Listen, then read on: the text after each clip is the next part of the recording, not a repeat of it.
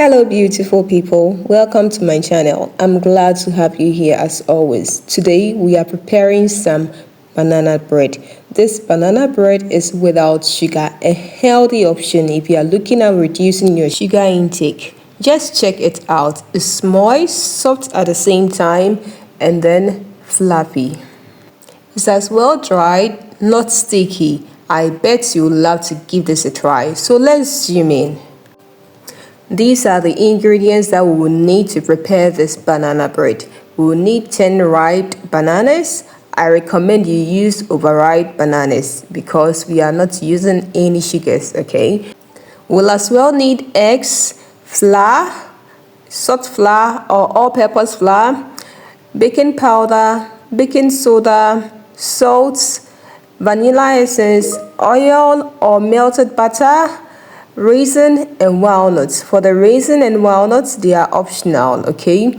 I will share the full list of all the ingredients used in the caption, so kindly check it out. So we begin by peeling our bananas.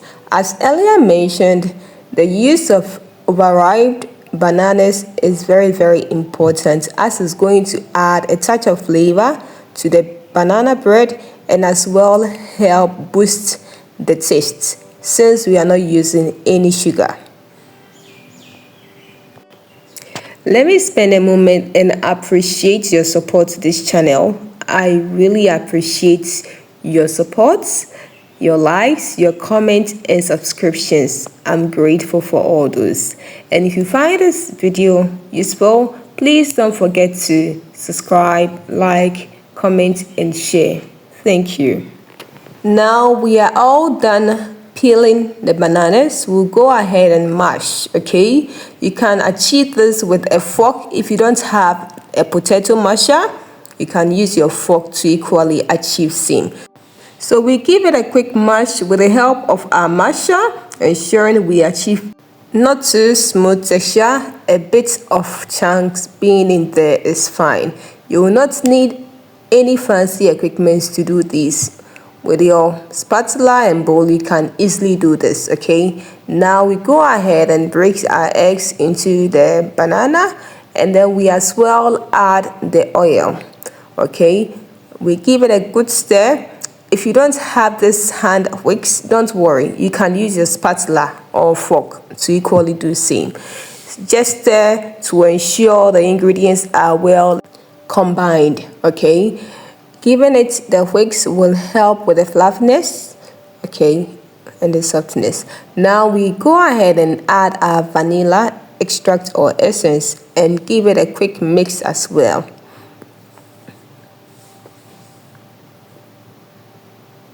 Now our butter is ready to receive the dry ingredients.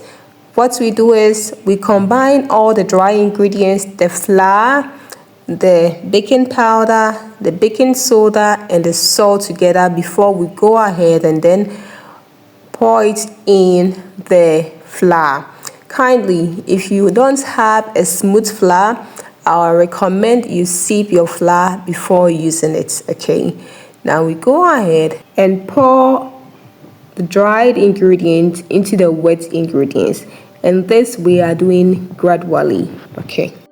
As you pour, you mix with your spatula to ensure the ingredients are well combined.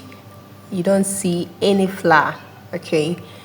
Now we go ahead and pour a little bit more, but I'm reserving a bit of it to help with the raisins and the walnuts that will be put in the batter. We don't want the raisin and the walnut to sink to the bottom of our pan, okay? So as I pour the raisins and walnuts in, I will then coat it with a bit of flour so that it will be combined and stick to the batters and not sink to the bottom of the pot. Please be measured in the ingredients that you use, okay? This is soft. You might want it a bit more softer, and that would mean you would have to increase the quantity of bananas to be used. When you do that, it will mean that the butter would have to be in the oven for a longer period, and even after it being cooked, you will still have it being very, very soft. Okay, you might think it did not turn out well. I tried this recipe over time, and the best approach is to use a good amount of banana, not too much to make the batter soggy or mushy, else the turnout you wouldn't love it. Okay, so now we get our grease pan and then pour our butters into it. Okay, you can as well line your pan with a baking sheet if you have. But if you don't have, just grease it with some oil or butter and you'll be good to go. Kindly be informed that as I worked through all this process, I had my oven on preheating. It was preheating at 185 degrees Celsius or 365 degrees Fahrenheit. You can preheat your oven for about 15 to 30 minutes, okay? And kindly get to know your oven to know the temperature that will work for you.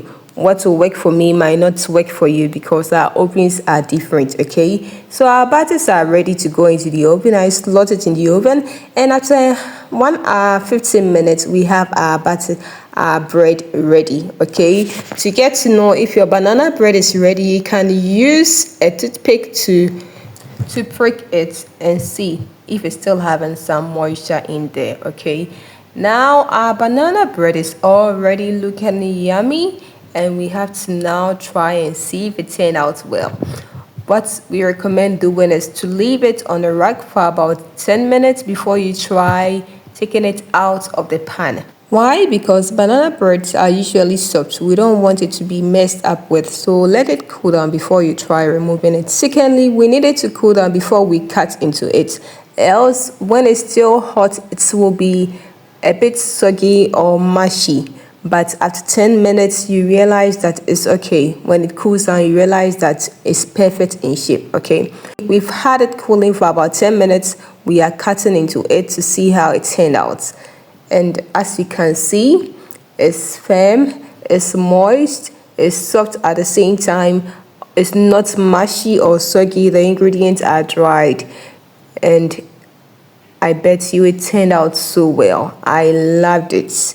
My kids loved it. I bet you would want to give it a try. So if you are looking at a healthy option or cutting down on your sugar intake, please try this banana bread recipe and let me know how it turned out.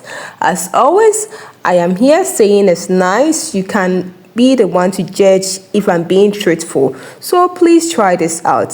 Thank you so much for your support to this channel. Please like, share and subscribe to the channel for more videos. See you in our next video. Bye.